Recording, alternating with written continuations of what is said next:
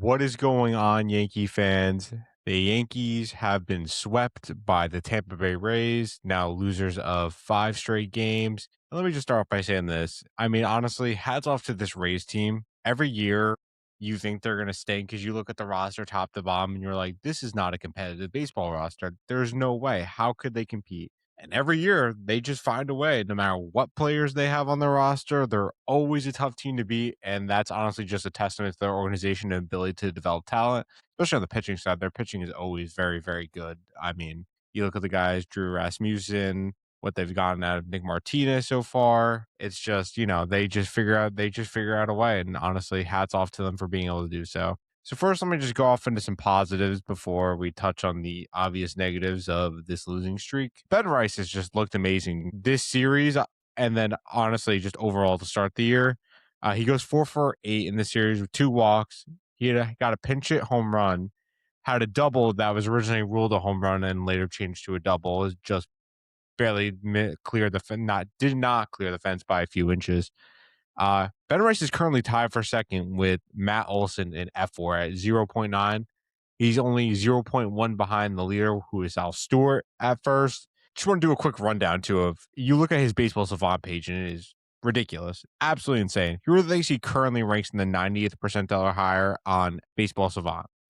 So expected weighted expected weighted on base average 99th percentile, X slug 99th percentile, average exit velo 9th percentile, barrel rate 97th percentile, hard hit rate 100th percentile, chase rate 90th percentile, walk rate 100th percentile. I mean, this guy is just ridiculous. I mean, his ability to hit the ball hard combined with his swing decisions is just so rare in the game of baseball. Like, I don't want to compare him to, Juan Soto, but like when you look at their savant pages, that is the most comparable player to him. And just in terms of way he hits the ball and his ability to not chase and take his walks. I mean, he's just an excellent, excellent hitter. He's easily the second best hitter on this team behind Judge. I feel very confident saying, yeah, I was kind of on the fence because, they had, Grisham, Bellinger, Chisholm, Stanton. Like, were a lot of guys in there, but I can confidently say now Ben Rice is the second best hitter on the New York Yankees. And I really just have no doubts in my mind about that. So that's, just an overall positive. Ben Rice is awesome. Great. Awesome. Another positive, Max Fried threw 8 innings and gave up 3 runs in game 2. He looked good again, obviously mixed in his litany of pitches. He's looked great to start the year. Everything you've hoped for. Again, I mean, since he's signed with the Yankees, he's been one of the best pitchers of baseball. He's crazy statistic. I think he's like since 2019 or 2020 or something like that. He is the best ERA in baseball for that stretch to now. I mean, he's just an excellent pitcher. Great signing so far. I love Max Fried. Cam Schittler didn't have his best outing. 5 innings, 3 runs given up. Had 8 strikeouts to go along with it, though. The Rays came into today with the best batting average against fastballs, 95 plus miles per hour. So obviously Cam, had his work cut out for him today. I feel like he got better as the game went along, kind of figured out how to mix in his curveball a little bit more just to keep the Rays a little bit off balance and get them sitting off of his, 4-seam, sinker, and cutter. So happy with the outing overall. Obviously, not amazing, but not terrible. Also one final positive: Aaron Judge homered in his final at bat in Game 3, drew the Yankees to within 1. Ultimately, obviously, they lost the game, but hopefully, that's one of those swings that gets him going. It was one of the classic Aaron Judge swings. He bowed, worked the count, 3-2. Got a sinker belt high in the outside corner and just drove it to right center field. That's exactly what you want to see. That's when Aaron Judge is the most locked in, when he's driving the ball to the opposite field. So hopefully that's something that'll spark him, because obviously he's been fairly rough to start the year. Obviously that was his 4th home run, so that's good. But overall, his at bats have not been great. He's missing a lot of hittable pitches, and yeah.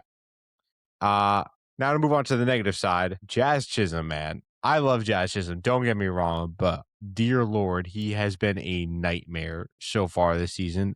For obviously at the plate, he's been bad, but then, man, the defensive lapses in game 2 were just excruciating to experience. I mean, there was one play, I forgot what inning was in, but I believe the Rays bunted. He did not cover first, so there was nowhere to throw the ball. That's bad. That can't happen. And then obviously he made the game sealing error in the 10th inning of game two, where the ball was a one hopper to him. Yanni Diaz running right in front of him. Obviously, he's going to go for the double play. Tries to, I guess, grab it quick to, slap the tag and throw it to first. Never fields the ball cleanly. Game's over. Whatever. I know some Yankee fans are angry about his post game comments about, Jazz doesn't know the rules because he said something along the lines of oh, if I, threw to first, wouldn't we still have had a chance to get the guy at second or something to that effect? And everyone is so angry about that. But I think everyone could say, and they're all of their jobs out there, that there's sometimes where you just are trying to explain something and you can't quite put it into words like what you were trying to say, and it's not easy after you're just made a game losing error. You're obviously probably in your head, you're frustrated, you're mad, and then you have to sit there and answer questions about how you've just messed up in front of everyone. So I think people are getting way too hung up on that. Obviously, he's been terrible to start the year. I still have faith he's going to be good. He's going to start hitting as soon as the weather warms up. Also, just a really weird comment about, not hitting in the cold just because it's cold. Like, is that the reason? Quite possible. I mean, he's from the Bahamas and all that, but I feel like that's something you kind of just don't say, even if it's true. It's one of those things where you just let people observe that and think that for themselves. You don't really say it, but whatever. Neither here nor there. Jazz is an outspoken guy. That's just kind of who he is. I understand. I think he'll be fine. Just a rough couple days for him, especially obviously a rough couple weeks, but especially a rough couple days here in Tampa. Speaking on obviously the bunt defense, I obviously mentioned Jazz not covering first. I feel like the Yankees need to work on their bunt defense. It was really weird. Like they just seem so flustered every time the Rays bunted the ball. You had Rosario bobbling the ball when Chandler Simpson bunted in game two. There's multiple times where players just did not cover first base when the ball was bunted and it was fielded by the pitcher. It happened like two or three times. And then the pitcher went to the wrong base. And I can't tell if that was because someone was covering and he realized someone wasn't covering, or he was just trying to force it and get the ball and get the guy out at home. I couldn't really tell which one it was, but Bednar threw home in game two when he probably should have just went to first. But obviously no one was covering first, but like it didn't seem like he even looked to first. Very weird. They need to work on it because that was insane. That cannot happen. Whatever was going on there. Yankees' approach at the plate so far this year has been terrible. They take so many hittable pitches in the zone, and then every time they do swing, it seems like they pop it up or roll it over. Their offensive woes, there's been so many times in the past where it's like the Yankees are scolding the ball and they're just not. It's just they're just not getting any luck. But unfortunately, that has not been the case. This has not been a case of bad luck with these recent offensive woes. This has just been poor swing decisions, poor execution. It's just been bad. It's plain and simple. It's pretty easy to say. The final negative, Luis Hill. And man, this was something I've been saying since the off season, since spring training. This is something I really wanted to be wrong about. I would have been so happy to be wrong, but he's not a starting pitching option for this team. I mean, once Rodon comes back, he's the man out. I mean, 100%. I mean, you're Fried, you're Schlittler, Warren. Others been pitching well. That was I feel like it was between Warren and Weathers to decide who was going to leave, and Heel who's going to decide to leave the rotation first. I mean, he just looks bad. He just looks bad.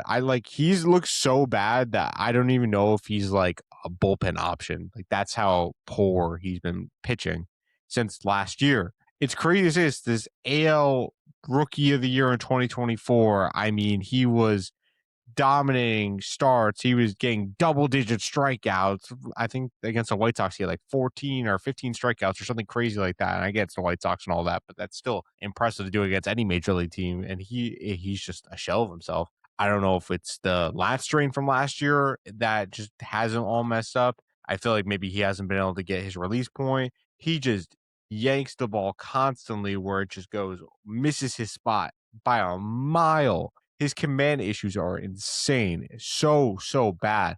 And then to compound that, his velocity is down. And then on top of that, he kind of showed a sinker in spring training. I think it was his last start where he looked decent against the Orioles, looked pretty good. He didn't really throw it that much or execute it.